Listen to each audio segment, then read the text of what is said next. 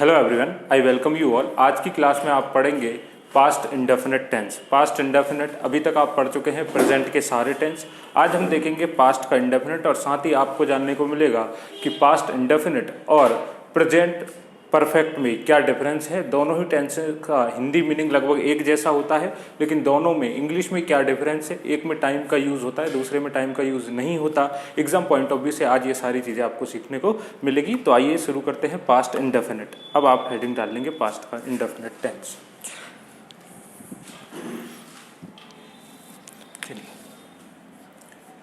Past indefinite को शुरू करने से पहले आप समझेंगे पास्ट टेंस क्या होता है। अभी तक आपने प्रेजेंट टेंस को समझा था। प्रेजेंट टेंस क्या होता है? जो भी काम चल रहे हैं वो प्रेजेंट टेंस के अंतर्गत आते हैं। अब हम बात कर रहे हैं पास्ट की। पास्ट का मतलब है अगर ये लाइन प्रेजेंट की है, यहाँ पर आप खड़े हुए हैं, तो जो भी काम पहले कंप्लीट हो चुके हैं वो कौन से टेंस में आते हैं? पास्ट का मतलब ही होता है जो टाइम निकल गया है। इस बात को समझ पा रहे हैं?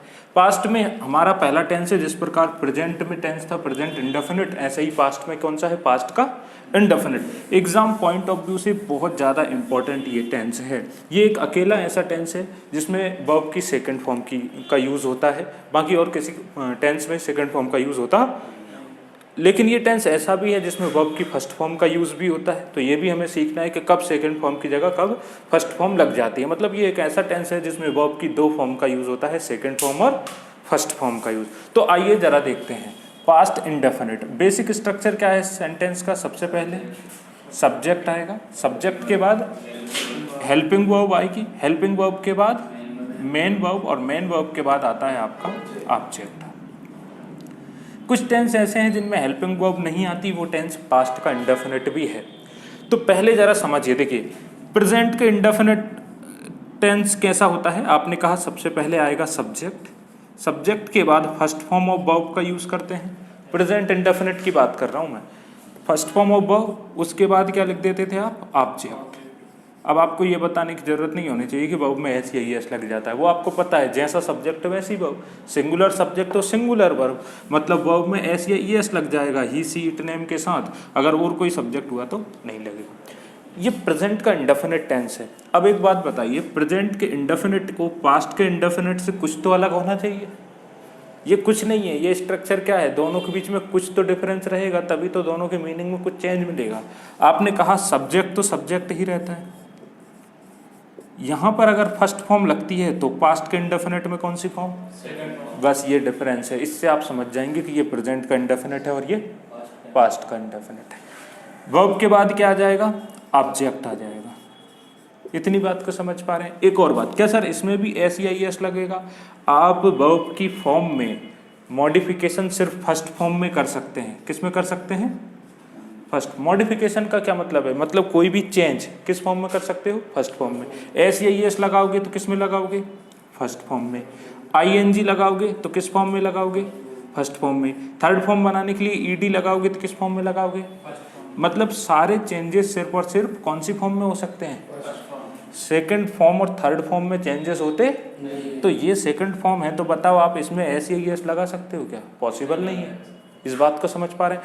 इसका मतलब पास्ट इंडेफिनिट में सारे सब्जेक्ट के साथ कौन सी फॉर्म लगेगी वर्ब की? बड़ी आसान बात है, हाँ या ना, कि सारे सब्जेक्ट के साथ वर्ब की कौन सी फॉर्म? चाहे सब्जेक्ट सिंगुलर हो चाहे सब्जेक्ट। इस बात को समझ पा रहे हैं, हाँ या ना?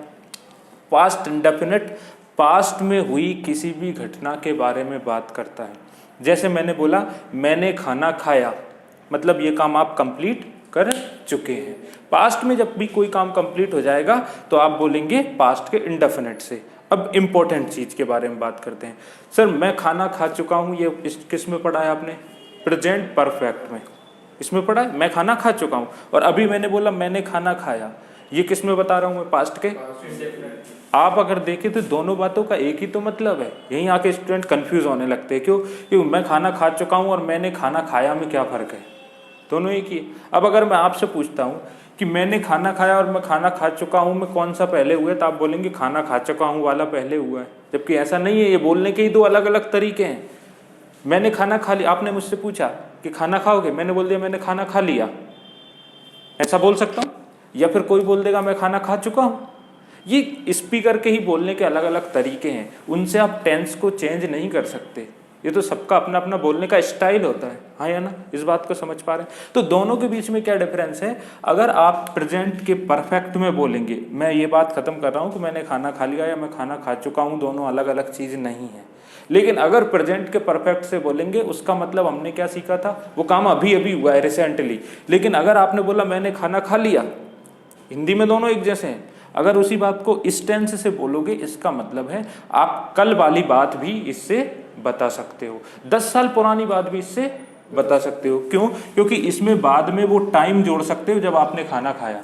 आई टुक फूड यस्टरडे, समझ रहे हैं? लेकिन प्रेजेंट परफेक्ट में ऐसा होता, I have taken food yesterday, ऐसा मैंने बोला था, गलत हो जाएगा। यही दोनों के बीच में क्या है? डिफरेंस है। अभी हम लिख कर उस चीज को समझेंगे, आप इस स्ट्रक्चर को नोट कर लेंगे। ये डिफरेंस था जो मैंने आपको बताया है।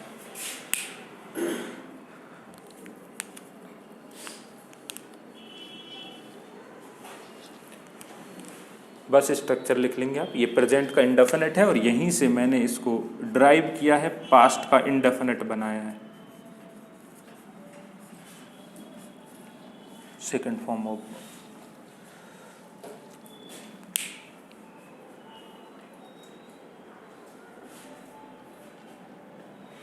ठीक है। आगे बढ़ूं मैं, धीरे धीरे समझिए। आप अगर इस टेंस को समझ जाएंगे तो आगे वाले सेंटेंसेस को बड़ी ही आसानी से बना लेंगे। अब देखिए मैं कैसी बात कर रहा था, मैं डिफरेंस करवा रहा हूं। जो एग्जाम में जो चीज आती है उसको समझें आप पहले, फिर पास्ट के इंडेफिनिट के बारे में ब्रॉड में बात करेंगे। आई सेंटेंस का सब्जेक्ट है, टुक फूड। दूसरा पास्ट का, प्रेजेंट का परफेक्ट है, आई हैव टेकन फूड। दोनों सेंटेंस देखिए, सेंटेंस का सब्जेक्ट आई है, आई के साथ हैव लग सकता है प्रेजेंट के परफेक्ट में, हैव के बाद वर्ब की कौन सी फॉर्म, और आपने बोला फूड, मैं खाना खा चुका हूं या मैंने खाना खा लिया, बात दोनों एक ही है, किसी भी तरीके से बोलिए आप। आई टुक फूड, मैंने खाना खाया या मैं खाना खा चुका हूं, बात दोनों की है। दोनों में क्या डिफरेंस है सर? इसका मतलब है आपने खाना हाल ही में खाया है, रिसेंटली। रिसेंटली का मतलब होता है हाल ही में। क्या?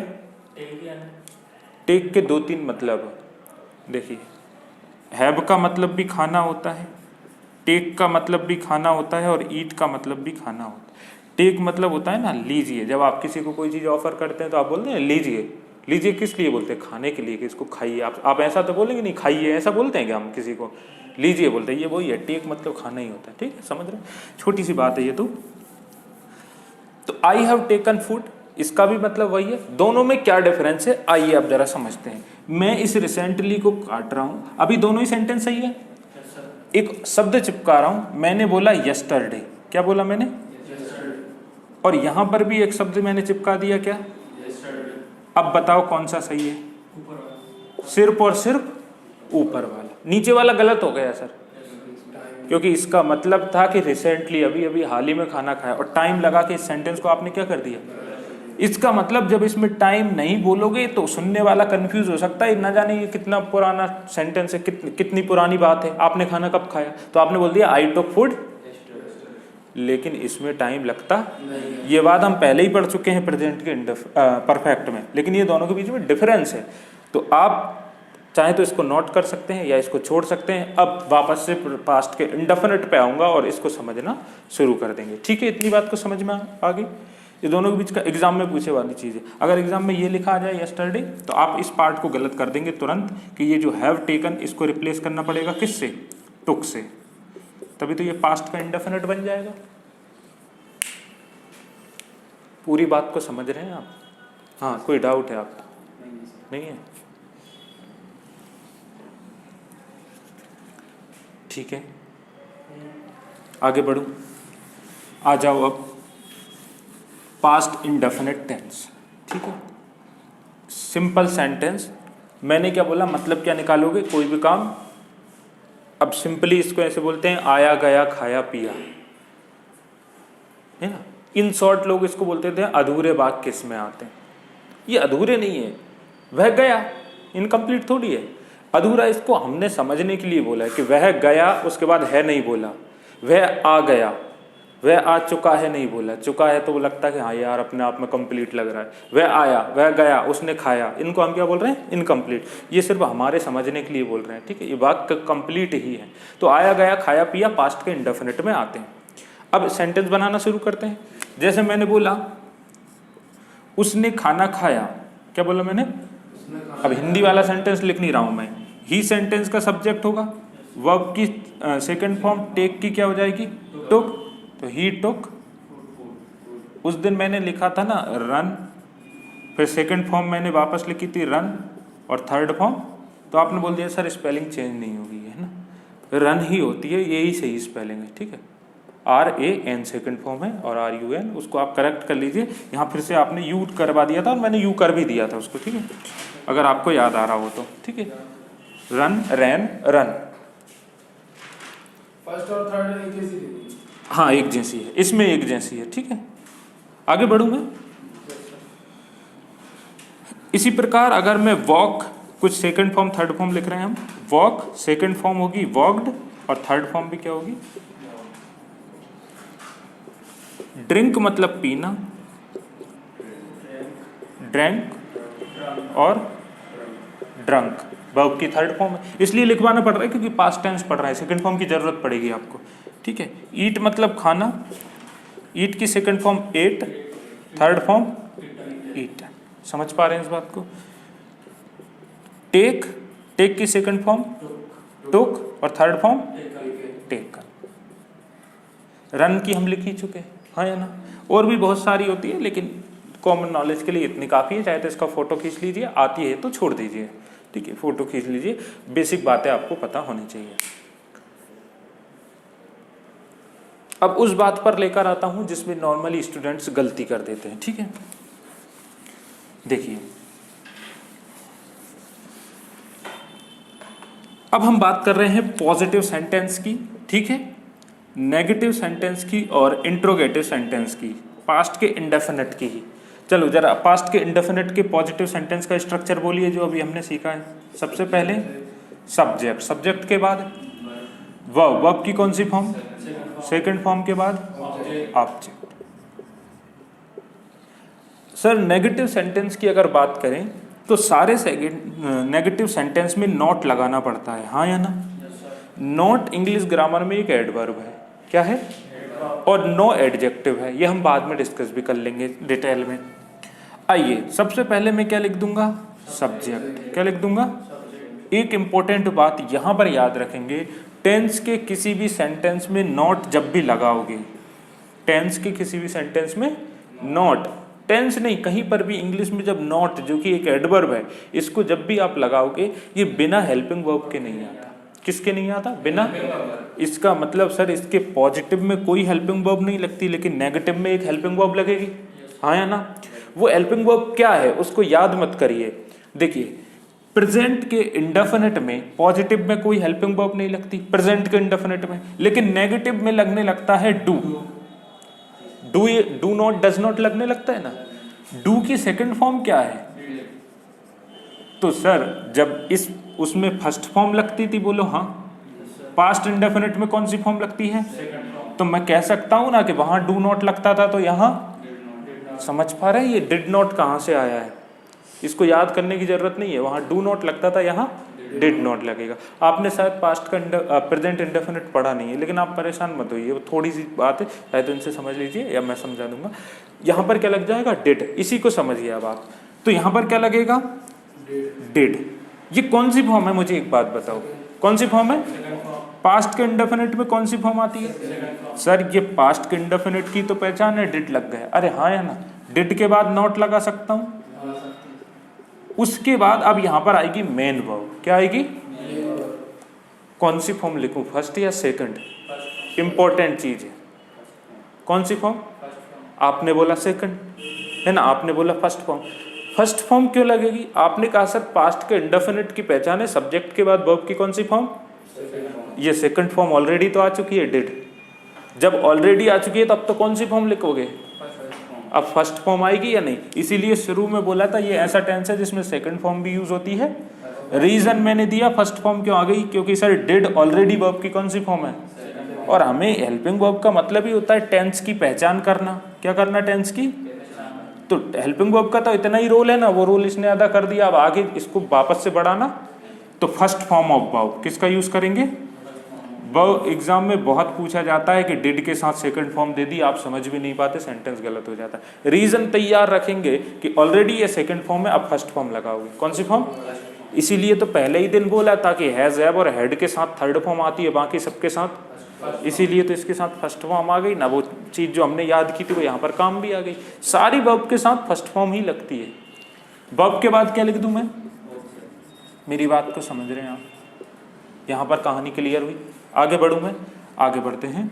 और इंट्रोगेटिव सेंटेंस में सबसे पहले किसको लिख दूं, हेल्पिंग वर्ब डिड। उसके बाद क्या आएगा, अब बताओ मेन वर्ब की कौन सी फॉर्म, फर्स्ट या सेकंड, कौन सी फॉर्म, नेगेटिव इंट्रोगेटिव में डिड की वजह से वर्ब की कौन सी फॉर्म, फर्स्ट फॉर्म।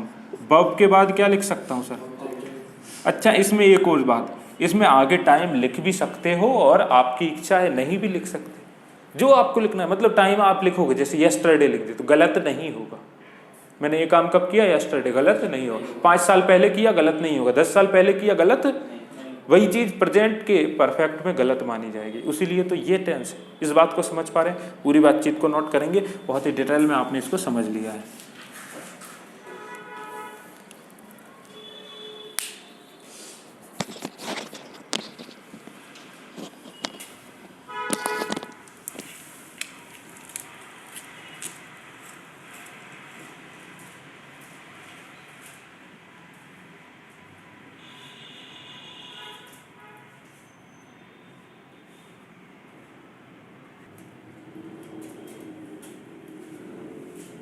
शुरू करें आगे। अब पास्ट इंडेफिनिट को आप पूरी तरीके से समझ, ठीक है।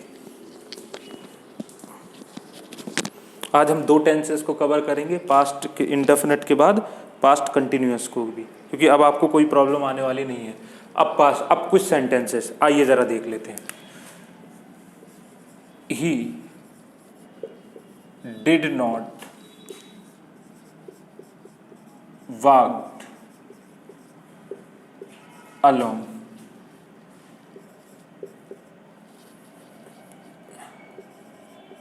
me, along का मतलब साथ में, है ना, या फिर along the path लिख लो, रास्ते के जैसे, मतलब रास्ते पे नहीं चला, है ना, ये था लिखा हो। She did not paid attention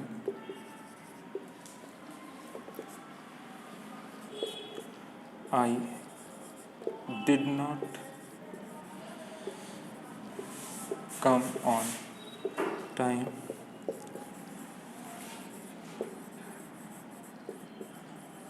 they arrived here yesterday।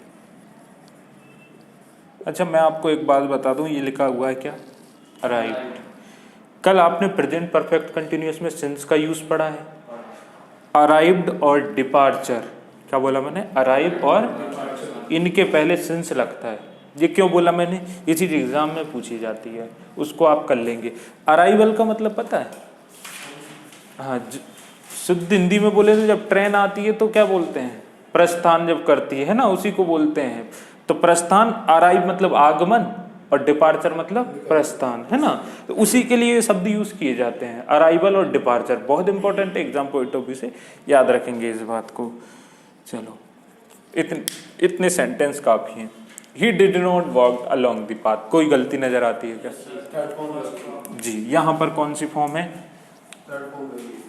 लगनी कौन सी फॉर्म चाहिए थी, क्योंकि यहाँ पर क्या लिखा हुआ है, और डिड के साथ वर्ब की कौन सी फॉर्म, समझ पा रहे। She did not paid attention, sir paid attention नहीं, पे अटेंशन।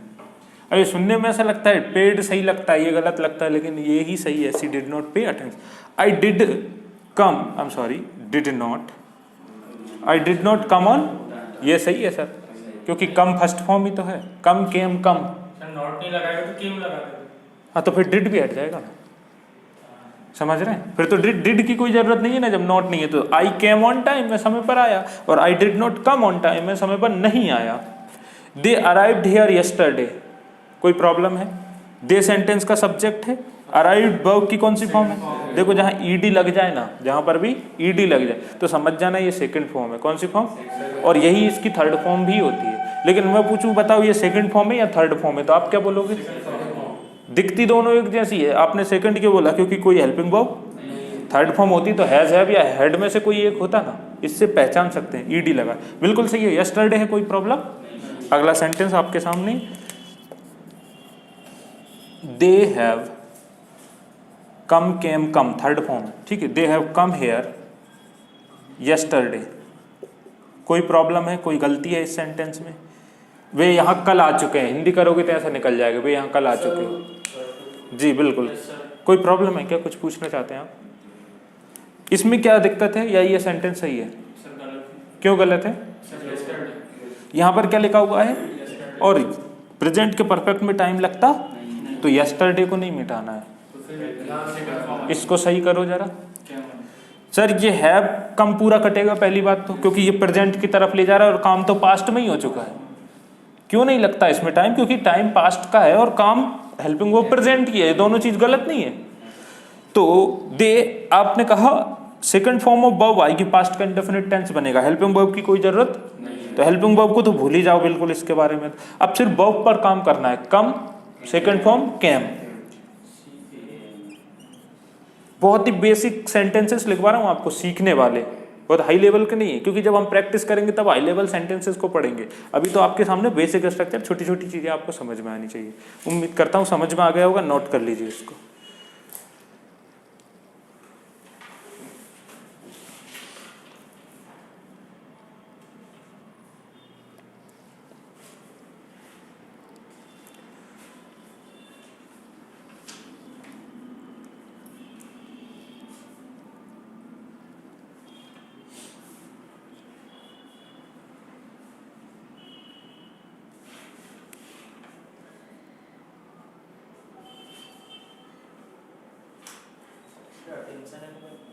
ध्यान देना, प्लीज पे अटेंशन, ध्यान दीजिए। रेलवे स्टेशन पे बोलती है may I have your attention please, है ना? क्या मैं आपका ध्यान केंद्रित कर सकती हूँ? वो तो परमिशन लेते ही है ना, मैं आई है, उसके बाद आप ध्यान दो या मत दो। थोड़ी ना आपका कान पकड़ने आ रही कि इधर ध्यान दे।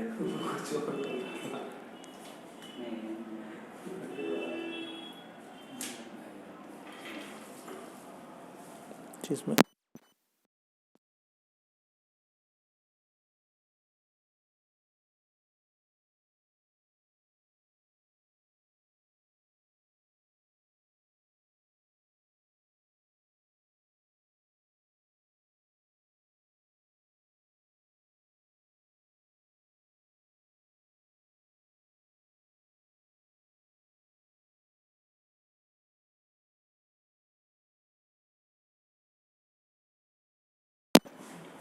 इसी में करो फेयर, क्योंकि जब आप फेयर करने का टाइम में रिवाइज करिए ना उसको। हाँ बस आप कर सकते हो, ठीक है, आपको जरूरत है अभी। छोटी छोटी स्पेलिंग में बिल्कुल भी गलतियां ना करें। कैम लिखा है तो कैम ही लिखे, ऐसा नहीं कम लिख दिया, फिर मतलब ही क्या रह जाएगा, सेंटेंस पूरा ही गलत हो जाएगा यहाँ तो, है ना?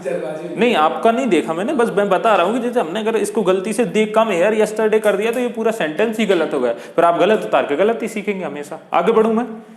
ठीक है, अब देखिए कुछ और छोटी छोटी बातें। ये बात मैं आपको वैसे भी आपको वहां भी सिखाऊंगा, किसमें?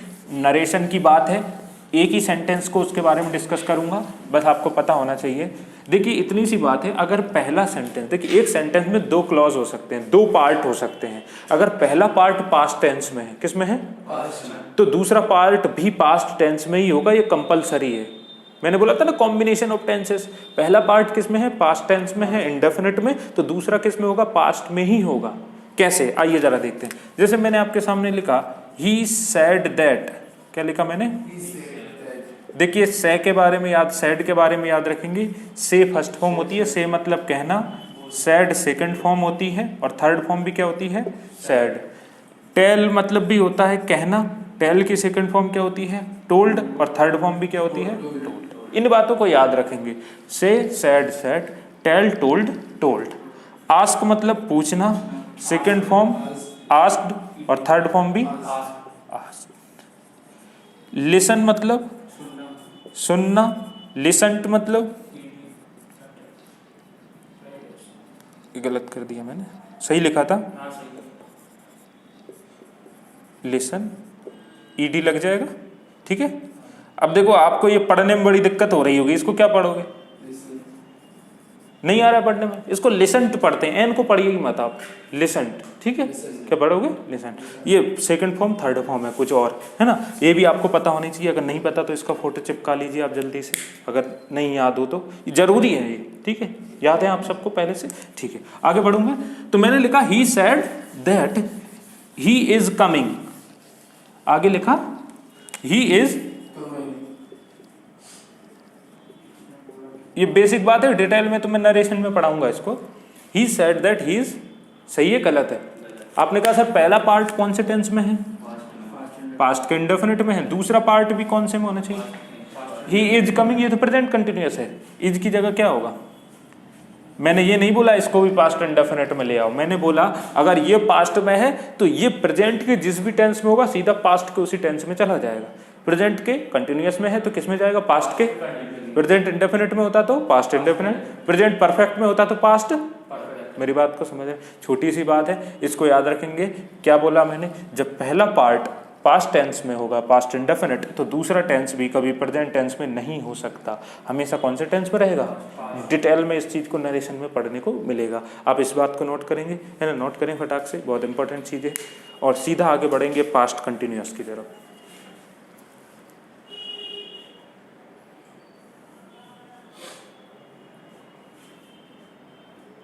दो चीजें इंपॉर्टेंट सीखी है कि डिड के साथ हमेशा फर्स्ट फॉर्म का यूज करेंगे,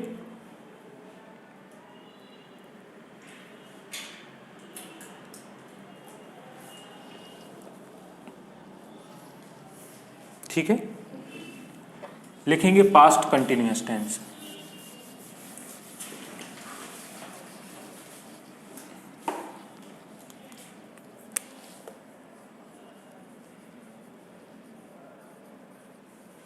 कभी कभी एग्जाम में कंटिन्यूअस की स्पेलिंग ही पूछी ली जाती है स्पेलिंग एरर में। हाँ सचिन, क्या है कंटिन्यूअस की स्पेलिंग, बिना देखे, ये कंटिन्यूअस की स्पेलिंग, कंटिन्यू की अलग होती है, ये कंटिन्यू है और ये क्या है, कंटिन्यू है। दोनों कंटिन्यू का मतलब भी लगातार होता है, ये नाउन है ये वर्ब है, इतना सा फर्क है। आगे बढ़ो, ई कहीं पर भी नहीं है, NUOUS, ठीक है। आगे बढ़ो, हाँ तो कंटिन्यूअस में ई नहीं आएगा। आगे बढ़ूँ मैं, अब देखिए सर, प्रेजेंट कंटिन्यूअस वो टेंस होता है जब आप किसी बात को बोल रहे हैं और साथ में उसी काम को कर रहे हैं। मैंने बोला मैं पढ़ा रहा हूँ, जब मैं पढ़ा रहा हूँ तभी उस बात को बोल भी रहा हूँ कि मैं ये काम कर रहा हूँ। लेकिन पास्ट कंटिन्यूअस उसका अपोजिट हो जाएगा सर। क्या बोला कि एक टाइम पर आप जब किसी काम को कर रहे थे और आप बताओ उसको प्रेजेंट में रहे हो, तो उस टेंस को कौन सा बोलेंगे, पास्ट का कंटिन्यूअस। फॉर एग्जाम्पल, आपने बोला भाई मैंने तेरे को फोन किया था, फोन क्यों नहीं उठाया, मैंने बोला मैं पढ़ रहा था। ये है कंप्लीट सिनारियो, मैं पढ़ रहा। तो ये जो पास्ट के टेंस होते हैं वो ऐसे नहीं होते, इंडिपेंडेंट नहीं होते, डिपेंडेंट होते हैं। इसके पीछे एक बात छुपी है ना, क्या मैं पढ़ रहा था के पीछे क्या बात छुपी है, जब आपने मुझे फोन किया था मैं मतलब पास्ट में जब आप किसी टाइम किसी पॉइंट के बारे में बताना चाहते कि उस पॉइंट पर मैं ये कर रहा था, तो कौन से टेंस का यूज करते हैं, पास्ट के कंटिन्यूअस टेंस का। प्रेजेंट में जब पास्ट के किसी टाइम के बारे में बताते हैं कि उस पॉइंट पर आप कुछ कर रहे थे, वो टेंस कौन सा हो जाता है, पास्ट का। कि दिए गए समय पर उस पॉइंट पर आप पर्टिकुलर इस एक्टिविटी को कर रहे, उसके पहले क्या कर रहे थे, उसके बाद में क्या कर रहे थे, वो कितनी देर से कर रहे थे, उसका पास्ट कंटिन्यूअस से कोई भी लेना देना। अच्छा, वो कब से करते आ रहे थे, वो कौन से टेंस में आ जाएगा, पास्ट परफेक्ट कंटिन्यूअस। जैसे सर प्रेजेंट परफेक्ट कंटिन्यूअस में काम कब से चला आ रहा है आ जाता है, वैसे पास्ट परफेक्ट कंटिन्यूअस में कब से चला आ रहा था वो आ जाता है। लेकिन पास्ट कंटिन्यूअस में सिर्फ कितनी बात आती है कि आप गिवन टाइम पर वो काम कर रहे थे, कर रहे हैं नहीं कर रहे थे। आगे बढ़ूं मैं, सब बेसिक स्ट्रक्चर बोलेंगे सबसे पहले। बेसिक स्ट्रक्चर का मतलब है आप किसी पर्टिकुलर टेंस की बात नहीं करते, आप बोलते हैं कि ये स्ट्रक्चर होता है सेंटेंस का, ठीक है। सब्जेक्ट के बाद हेल्पिंग वर्ब के बाद मेन वर्ब के बाद ऑब्जेक्ट। देखिए हेल्पिंग वर्ब किस पर डिपेंड करती है, जैसा सब्जेक्ट वैसी हेल्पिंग वर्ब। मेन वर्ब किस पर डिपेंड करती है, हेल्पिंग वर्ब पर, जैसी हेल्पिंग वर्ब वैसी मेन वर्ब। अब मेन वर्ब से मतलब सर यहाँ पर मेन वर्ब की फॉर्म से है, कौन सी form, first form, second form, third form, ठीक है। बार बार इन चीजों को रिवाइज करना है।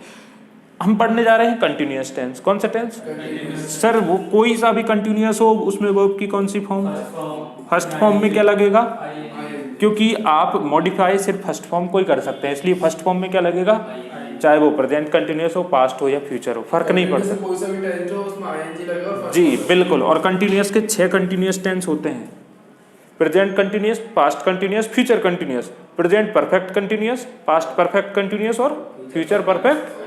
6 में ही वर्ब की आईएनजी फॉर्म लगेगी, इसीलिए तो इसको इतना इजी किया है, आप बहुत आसानी से चीजों को, टोटल 12 में से 6 में तो आईएनजी लग जाएगी। समझ रहे हैं इस बात को, तो आपने लगा दिया आईएनजी, समझ पा रहे हैं इस बात को। आओ जरा अब इस पर बात कर लेते हैं हेल्पिंग वर्ब के बारे में। किसके बारे में, अब हेल्पिंग वर्ब को रटने से पहले, वॉज वर्ब की तरफ जाने से पहले हम इस बात को समझ लेते हैं। इंग्लिश में एक वर्ब होती है बी, कल पढ़ा था इसको।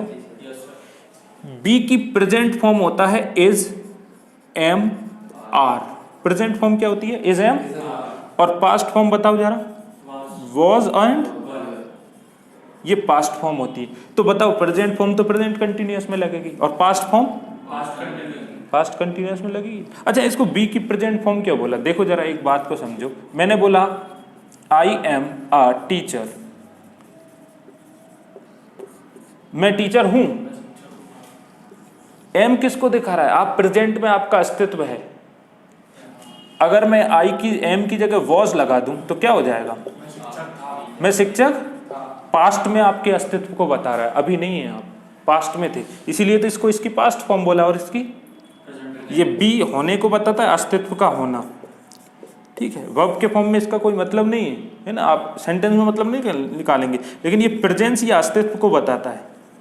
मेरी बात को समझ रहे हैं। अब मैं स्ट्रक्चर पर आ रहा हूँ, मैं हर बात आपको डिटेल में समझाने के लिए बता रहा हूँ, ठीक है। इसको मिटा दूं मैं, बी की form is, am, are present के लिए और वॉज वर पास्ट के लिए। ये रीजन था इसके पीछे का, इस सारी बात को मिटा रहा हूँ। अब मैं इससे आपके लिए प्रेजेंट कंटिन्यूअस का स्ट्रक्चर ड्राइव कर रहा हूँ। सबसे पहले सब्जेक्ट के बाद क्या आएगा, हेल्पिंग वर्ब, बताओ क्या होगी, या तो वॉज या फिर कौन सी फॉर्म, फर्स्ट फॉर्म में प्लस क्या आ जाएगा। इतनी बात को समझ पा रहे हैं, हाँ या ना। अगली बात, प्रेजेंट कंटिन्यूअस, कौन सा नाम बोला मैंने, प्रेजेंट। क्या उसमें टाइम का यूज कर सकते हो, कभी ऐसे बोलते हो मैं 1 बजे इंग्लिश पढ़ा रहा हूँ, ये क्या बेवकूफ़ी है। जब आप इंग्लिश इसी टाइम पर पढ़ा रहे हो तो बोलते टाइम ही तो पढ़ा रहे होंगे, तब टाइम जो भी हो रहा होगा वो सुनने वाले को भी पता है। लेकिन पास्ट के कंटिन्यूअस में तो बोल सकता हूँ ना, मैं 1 बजे इंग्लिश पढ़ा रहा था। आपने बोला 1 बजे आप क्या कर रहे थे, मैंने कहा 1 बजे इंग्लिश पढ़ा रहा था। इसमें टाइम आ सकता है, सिंस फॉर वाला टाइम नहीं, normal time. I was teaching English at 1 o'clock, समझ पा रहे हैं। नॉर्मल टाइम, सिंस फॉर वाला टाइम तो सिंपल कंटिन्यूअस टेंस में लगता, किस में लगता है, परफेक्ट कंटिन्यूअस, चाहे present perfect continuous, past perfect continuous, या समझ गए बात को। इस स्ट्रक्चर को नोट कर लेंगे, इस स्ट्रक्चर को नोट कर लेंगे।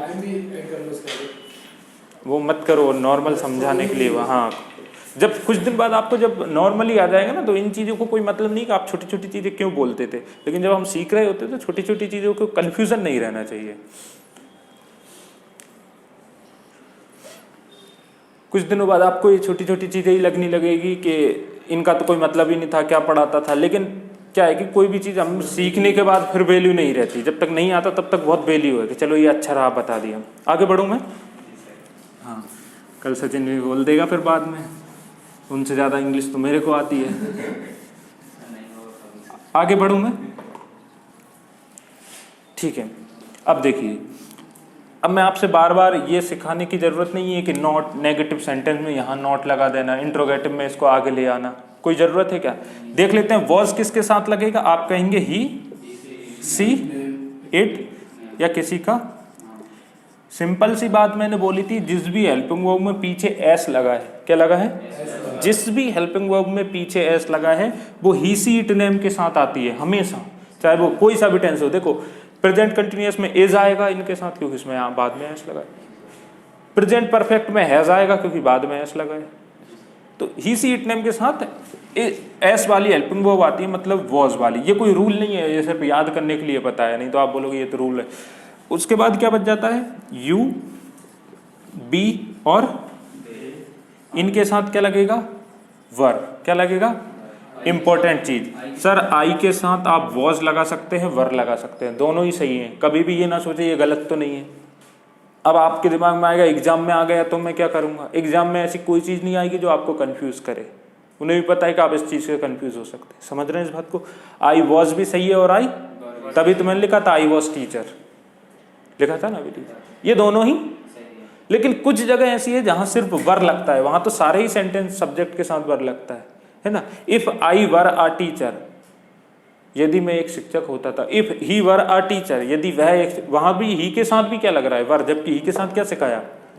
वो अलग चीजें हैं, वो कंडीशनल क्लॉज है, उसको हम इसके बाद पढ़ेंगे। तो अभी क्या है, आई किसी के भी साथ लगाएं। ज्यादातर अगर आप नए सीखने में आ रहे हैं तो चलो वर लगा सकते हैं, क्या लगाएंगे? ठीक है, आई सिंगुलर सब्जेक्ट है लेकिन बिहेव करता है प्लूरल सब्जेक्ट जैसा है। आई सिंगुलर सब्जेक्ट, उसके साथ लगने वाली हेल्पिंग वर्ब प्लूरल सब्जेक्ट जैसी लगती है। कोई कंफ्यूजन है क्या? आप आई भी लगाएंगे, वॉज लगाएंगे तो भी गलत नहीं है, और वर लगाएंगे तो भी गलत है। एग्जाम में आपके लिए कभी कंफ्यूजन वाली बात नहीं आएगी, आप बिल्कुल बेफिक्र रहें। इसे नोट कर लीजिए, ये इंपॉर्टेंट चीज है।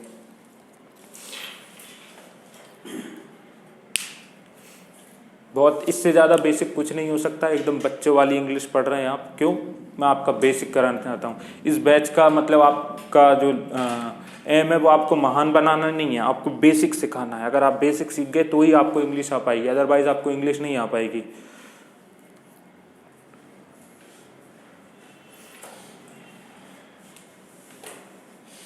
आगे बढ़ जाऊँ मैं? ठीक है, वर्ब की कौन सी form? ING form.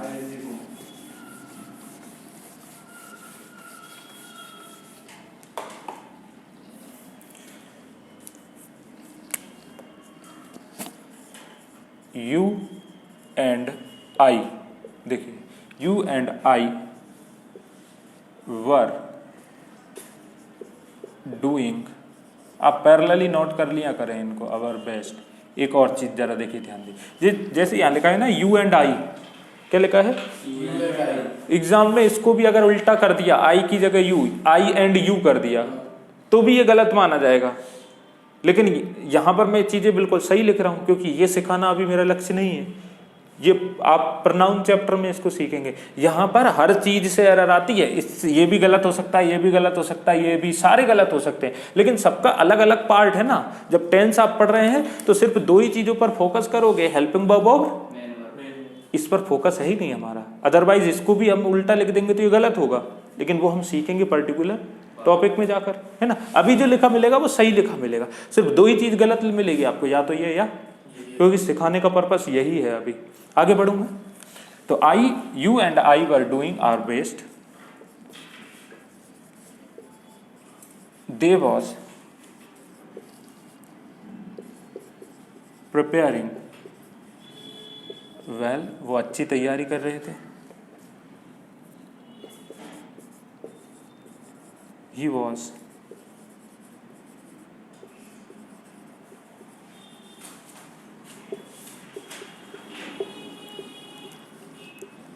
his wages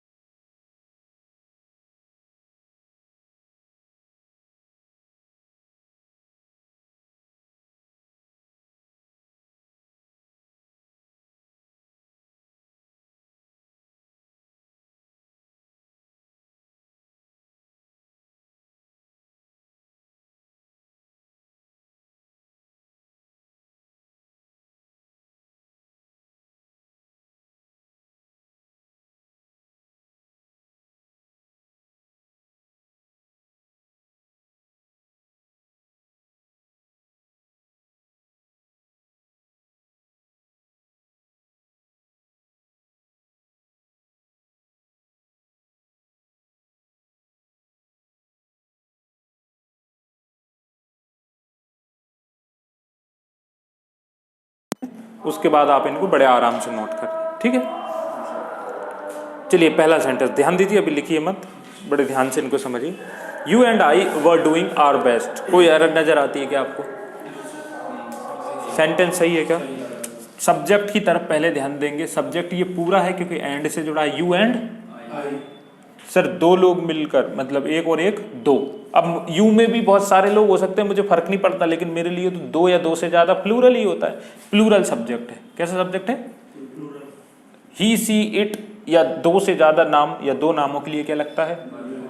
आप वॉज को याद कर लीजिए, ही सी इट नेम वॉज, बाकी सबके साथ वर आ गया तो वर्ब की कौन सी फॉर्म? फर्स्ट फॉर्म में। आप इसको आईएनजी फॉर्म ही बोलें, क्योंकि जब हमें पता है आईएनजी लगी है तो फर्स्ट फॉर्म में ही लगी होगी। कभी एग्जाम में उससे गलत नहीं आता कि पता चले कि सेकंड फॉर्म में आईएनजी लगा दी, ऐसा कभी आता ही नहीं है, ठीक है। तो आप आईएनजी फॉर्म बोलें बस उसको, क्या? ING form. और वर्ब के बाद जो भी आता है अभी हम उसको क्या मान के चलेंगे? मैं एक नहीं कह रहा हूँ कि ये ऑब्जेक्ट ही होता है, बहुत सारी चीजें हो सकती है, लेकिन टेंस में इसको ऑब्जेक्ट ही मानकर चलेंगे हम, ठीक है। आगे बढ़ा। दे वॉज प्रिपेयरिंग वेल। कोई गलती नजर आती है? सब्जेक्ट क्या आएगा यहाँ पर? वर आएगा, ठीक है। प्रिपेयरिंग वेल आईएनजी फॉर्म है। इसका मतलब क्या है आपको कोई लेना देना नहीं है, फिर भी अभी हम मतलब निकालते थे। यू एंड आई, तुम और मैं बहुत अच्छा कर रहे थे। ही वर प्रिपेयरिंग वेल, बे अच्छी तैयारी कर रहे थे। He was demanding his wages. Sentence का सब्जेक्ट वॉज लगेगा, करेक्ट है। आईएनजी फॉर्म है क्या? इसका मतलब अगर नहीं भी पता है तो हमें क्या लेना है? हमें पता है आईएनजी फॉर्म है। वह उसकी भत्तों की मांग कर रहा था। Ram and Shyam was making noise.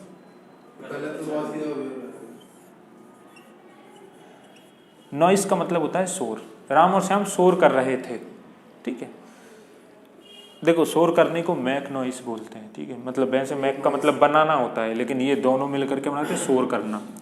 You was watching TV at 8:30। बड़ी आसानी से सॉल्व कर पा रहे हैं। वर लगेगा यहाँ, वर्ब की कौन सी फॉर्म? सही लिखा है। ऐसे आगे बढ़ना है, टेंस नहीं भी आता तो भी ऐसे आगे बढ़ोगे तो अपने नाम से हमें कोई लेना देना नहीं हुआ। He told me that he was persuading her. अरे यार, इसको तो मैंने सही लिख दिया, ठीक है। यहाँ पर मैं लिखना चाह रहा था ही इज। अब तो आप बोल ही दोगे कि वॉज लगेगा, है ना। तो ऐसा मैं लिखना चाह रहा था। चलिए कोई बात नहीं। रीजन क्या है? रीजन सर, पहला जो रिपोर्टिंग पास्ट में है तो इसको भी क्या होना चाहिए था? ये मेरा मोटिव था इसको बताना। देखिए, मैंने थोड़ी देर पहले आपको समझा था कि जब एक सेंटेंस का पहला पार्ट पास्ट टेंस में हो तो दूसरा पार्ट भी कौन से टेंस में होना चाहिए, अदरवाइज सेंटेंस गलत माना जाएगा, ठीक है। क्योंकि यहाँ पर बोल रहे हैं उसने मुझसे कहा, उसने मुझसे कहा। तो भाई जब कहा होगा, मैंने अगर आपसे कुछ कहा था, पास्ट में कुछ कहा था, तो काम तो उसके भी पहले हो गया होगा, तभी तो बोला होगा। मतलब ये बोलने का जो काम है, अगर बोला मैंने पास्ट में है तो काम भी पास्ट में ही हुआ होगा ना।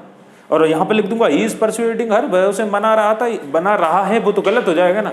कह पहले दिया और मना अभी रहा है, इसलिए वो होता है। ये रीजन है इसका कि अगर ये पास्ट में है तो ये भी किस में होगा? पास्ट में होगा। उतार ले बड़े आराम से।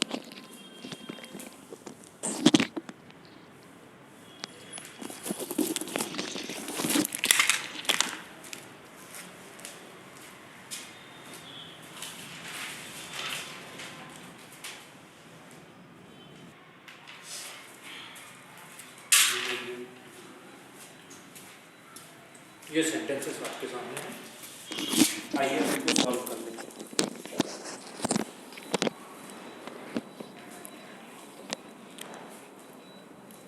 पहला सेंटेंस, ही राइट अ।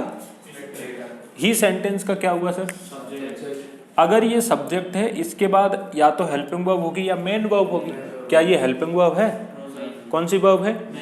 मेन वर्ब है। तो ये या तो प्रेजेंट का इंडेफिनिट टेंस होगा या पास्ट का इंडेफिनिट, क्योंकि सब्जेक्ट के बाद मेन वर्ब दो ही टेंसेस में आ सकती है।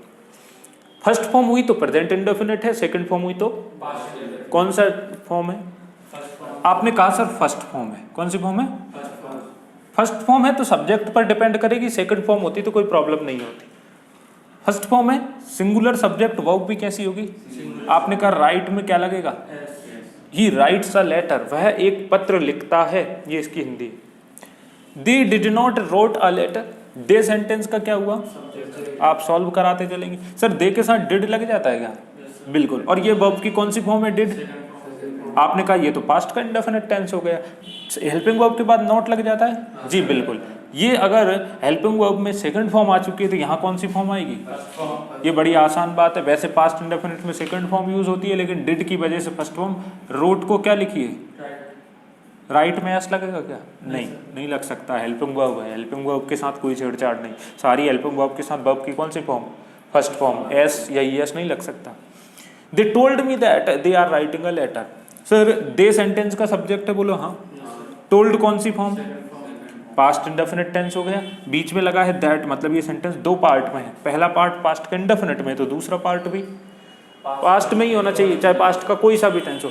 ये सेंटेंस का क्या हुआ, तो ये क्या है, हेल्पिंग वर्ब, और हेल्पिंग वर्ब के बाद वर्ब की कौन सी फॉर्म, मतलब ये कंटिन्यूअस टेंस है। बताओ कौन सा कंटिन्यूअस है, प्रेजेंट या पास्ट, प्रेजेंट का कंटिन्यूअस। लेकिन ये तो सर पास्ट है, तो इसको भी पास्ट में ले जाना पड़ेगा ना। प्रेजेंट कंटिन्यूअस किस में जाएगा, पास्ट कंटिन्यूअस की हेल्पिंग वर्ब वॉज या वर, दे के साथ लग जाएगा। मेरी बात को समझ पा रहे हैं। Have been they writing a letter, जैसे ही मैंने देखा सेंटेंस हेल्पिंग वर्ब से शुरू हुआ, किससे शुरू हुआ है, इसका मतलब लिखने वाले ने इसको इंट्रोगेटिव बनाने की कोशिश की गई है। इंट्रोगेटिव सेंटेंस में सब्जेक्ट के पहले क्या आती है, क्या ये बीन हेल्पिंग वर्ब का पार्ट है, ये तो हमने कल ही सीखा है प्रेजेंट परफेक्ट कंटिन्यूअस टेंस में कि बीन हेल्पिंग वर्ब नहीं, बीन मेन वर्ब की थर्ड फॉर्म होती है। तो बीन को सब्जेक्ट के पहले होना चाहिए, बाद में, मतलब ये इसकी पोजीशन मिसप्लेस इसको किया गया है, एग्जाम में पूछा जाता है। बीन को उठाकर यहाँ चिपकाइए, कई लोग कंफ्यूज हो जाएंगे, बीन को ले कहाँ जाऊँ, अरे जस्ट पहले तो जस्ट बाद, हाँ है ना, बीन यहाँ पर होगा, यहाँ पर नहीं होगा। They have been writing a letter since my arrival, they sentence का सब्जेक्ट है, क्या दे के साथ हैव लग जाता है, आपने कहा सर हाँ लग जाता है, अलग टेंस है, कौन सा, या तो प्रेजेंट परफेक्ट होगा या प्रेजेंट परफेक्ट कंटिन्यूअस। आईएनजी हुई तो कंटिन्यूअस होगा, नहीं आईएनजी हुई तो परफेक्ट हो जाएगा। आगे बढ़ा, कौन सी फॉर्म, थर्ड फॉर्म, हैव के बाद बीन लग जाता है, बिल्कुल। कौन सी फॉर्म, कौन सा टेंस हो गया, आपने कहा ये परफेक्ट को शो कर रहा है, ये कंटिन्यूअस को शो कर रहा है, प्रेजेंट परफेक्ट, यहाँ तक कोई दिक्कत नहीं है सेंटेंस में। आ लेटर क्या हो गया, ऑब्जेक्ट हो गया, हाँ है ना। आपने कहा लिखा हुआ है सिंस, क्या इस टेंस में टाइम लग जाता है, जी हाँ बिल्कुल लग जाता है। प्रेजेंट कंटिन्यूअस में नहीं लगता, प्रेजेंट परफेक्ट कंटिन्यूअस में लग जाता है। सिंस बिल्कुल सही है। माय अराइवल क्या लिखा है, क्या अराइवल के साथ सिंस लग जाता है, बिल्कुल। अराइवल, डिपार्चर, डेथ, बर्थ, इन सब के साथ क्या लगता है, सिंस लगता है। सेंटेंस में कोई भी एरर नहीं है, बिल्कुल करेक्ट। मेरी बात को समझ पा रहे। आई एम राइटिंग, सेंटेंस का सब्जेक्ट क्या है, क्या आई के साथ एम लग जाता है, बिल्कुल लग जाता है सर। अभी मैं आपकी धीरे धीरे बढ़ रहा हूँ ना, हेल्पिंग वर्ब, क्या एम के बाद वर्ब की आईएनजी फॉर्म आ जाती है, बिल्कुल। प्रेजेंट कंटिन्यूअस में यही तो होता है, आई के साथ वर्ब की आईएनजी फॉर्म। तो आई एम राइटिंग में लिख रहा हूँ, बिल्कुल सही हुआ। दिस लेटर क्या हुआ सेंटेंस का, सर यहाँ तक मुझे कोई प्रॉब्लम नहीं है। और आगे बढ़िए, क्या लिखा हुआ है, since plus time, since plus क्या आ गया, तो ये सेंटेंस तो गलत हो गया। कैसे, अब उस टाइम को चेक मत करिए कि सिंस के बाद 2 आवर्स आ जाता है, वो तो आ जाता है नहीं आ जाता, पहले हेल्पिंग वर्ब को पीछे आके चेक कर लो। ये तो प्रेजेंट कंटिन्यूअस टेंस है, प्रेजेंट कंटिन्यूअस में टाइम लगता, बताओ क्या होगा, प्रेजेंट परफेक्ट कंटिन्यूअस के लिए तो ऑलरेडी आईएनजी लगी, मतलब कि अगर टेंस था प्रेजेंट परफेक्ट कंटिन्यूअस तो कंटिन्यूअस को काट दो क्योंकि ऑलरेडी आईएनजी लगी है। कंटिन्यूअस को काटने से मतलब कंटिन्यूअस के लिए कोई छेड़छाड़ नहीं। प्रेजेंट परफेक्ट, परफेक्ट की हेल्पिंग वर्ब हैज या आई के साथ क्या लग जाएगा, I have been writing this letter since 2 hours. यहाँ पर भी एक एरर है इस सेंटेंस में, वैसे 2 एरर होती नहीं है लेकिन हम इसको सीखने के लिए, sir 2 hours period of time में क्या लगेगा, कहाँ सिंस कहाँ फॉर लगेगा, ये पिछले लेक्चर में डिटेल में डिस्कस कर चुके हैं। आप पूछ सकते हैं अगर आपको कोई भी डाउट है। ठीक है, क्लियर है यहाँ तक। उम्मीद करता हूँ सारी चीज़ें समझ में आ गई होगी। मिलते हैं नेक्स्ट लेक्चर में। Thank you so much.